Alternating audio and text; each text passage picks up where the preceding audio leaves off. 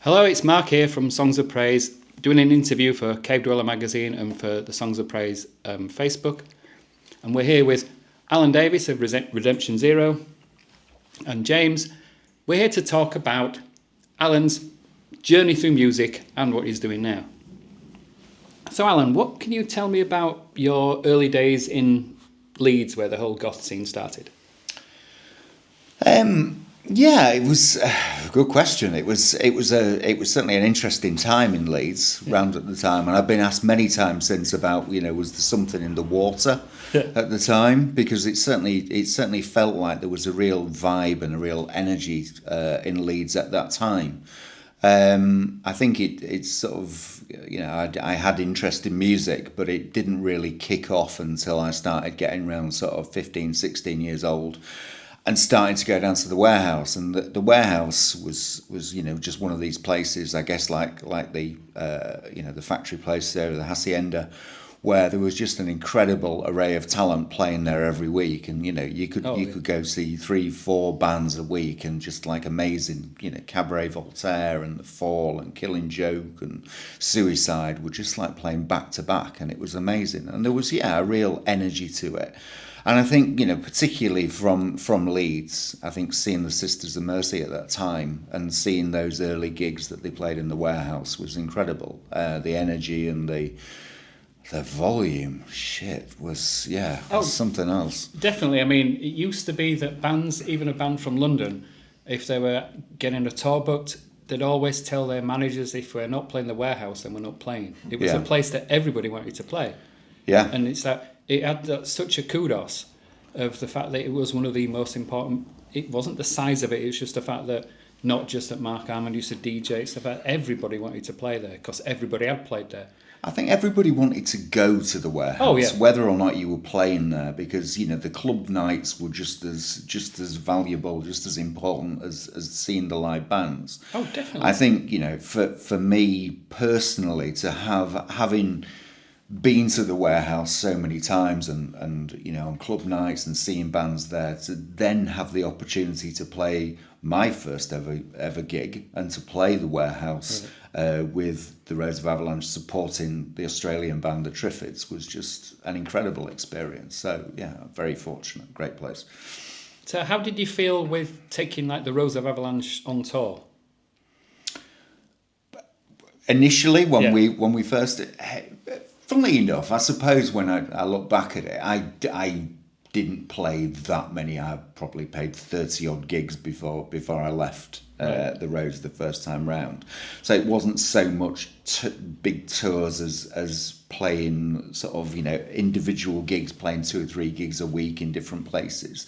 We did go over to Holland and played a festival over there, and we played 2 or 3 dates over there, and it was just like, for any, I was 17, 18 years old, it was just stupidly exciting. Right. You were getting on stage, somebody hung a guitar around your neck, fired some dry ice up, banged the drum machine on, and we were off. And it was just amazing, just having that opportunity. And I would imagine that the vast majority of people of that age that have that experience would say the same thing. Oh, definitely. Was there any point in your career when you thought, I don't want to do music anymore, that you'd had enough? Yeah, absolutely. Probably this morning.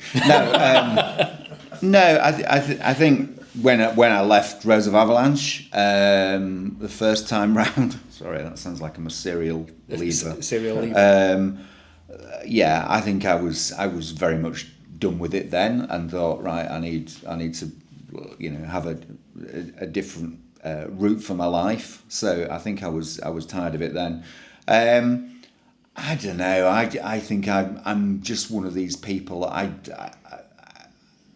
throw myself into things like 100%. Whenever I do anything, I throw myself into it. And if I don't have the same vibe around me, or that kind of feeling of people sharing that energy, I can become a little bit disillusioned. So that during the sort of second time around with the Rose, which was probably a lot longer than the first time, there were numerous times that I was, every 5 minutes, I was thinking, I've had enough. Because I want people to have that same energy and that drive. So yeah.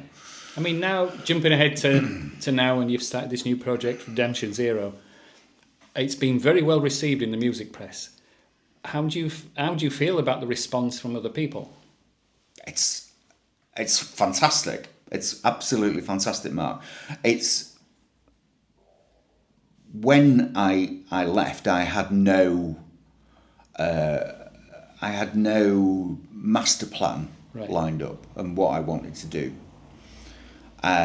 I knew what I didn't want to do, which was to sort of jump from the frying pan into the fire and just get back into a band and sort of end up doing sort of managing and leading things again. But I had a couple of songs, and this is sort of where James very much comes into the picture. And it was, we had a chat one night after I'd left the band, and it was like, what are you planning on doing? And I said, well, I don't know really. I'm just waiting to see what things pop up. And I had a couple of songs, and James said, well, send them through. I'll have a listen. We worked together on the Rose of Avalanche to release the Rose of Avalanche BBC sessions.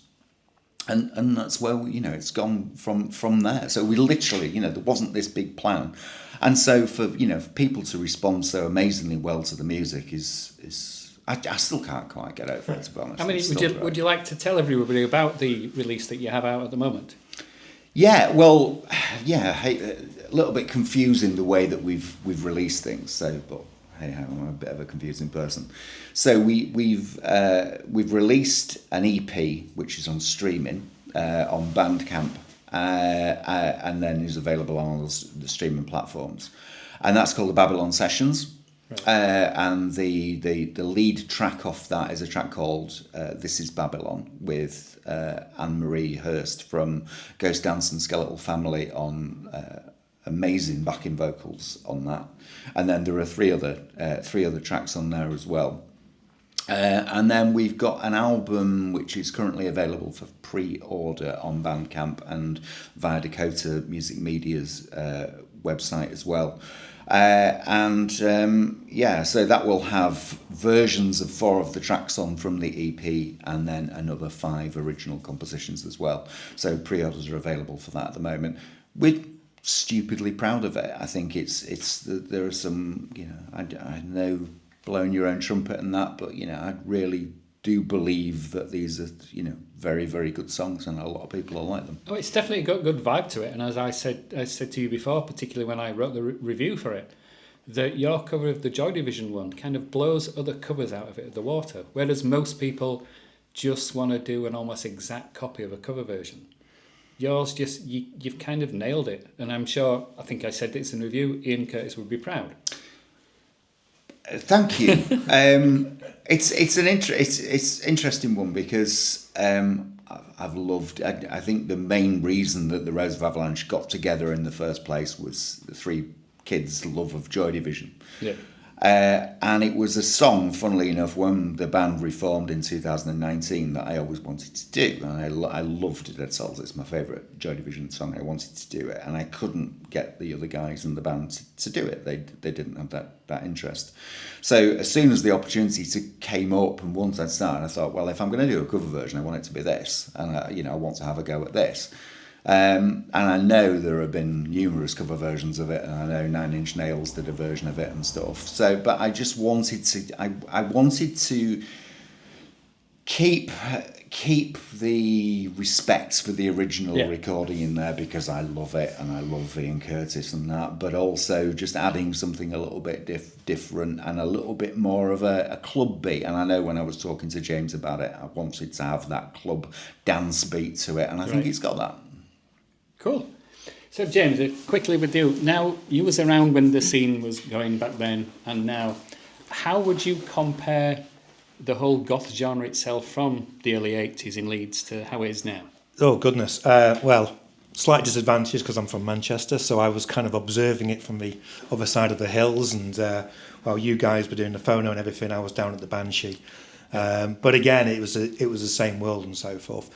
And it was interesting because we were part of a culture that didn't even know we were goth at that time, I don't think either. It's just, we were just doing what we were doing. We were listening to the music we loved, which was yes, a little dark and depressing maybe.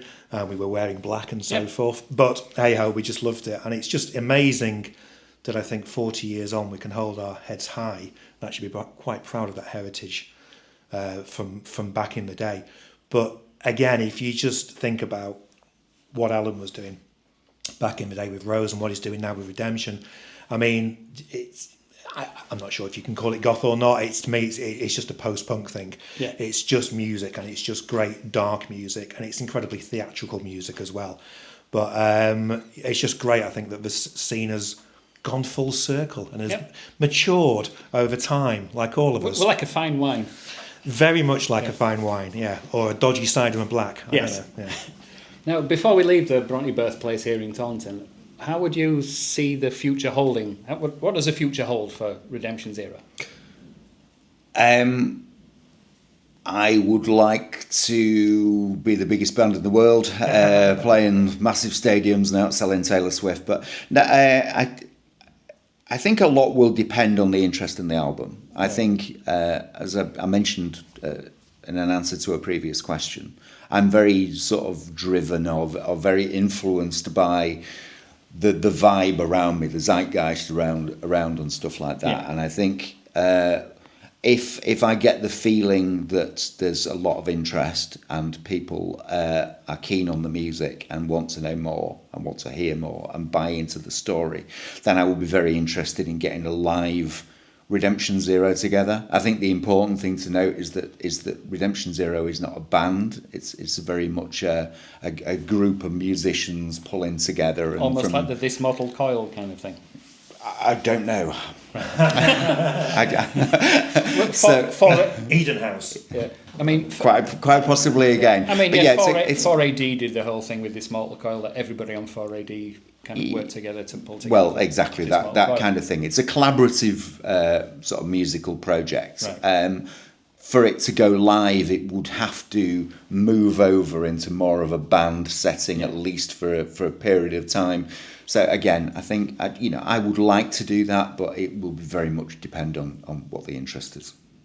Cool. So, just for everybody, don't forget, find Redemption Zero on Bandcamp. You'll hear them on Songs of Praise Radio, probably every Sunday now. Thank you, and good night. Thank you.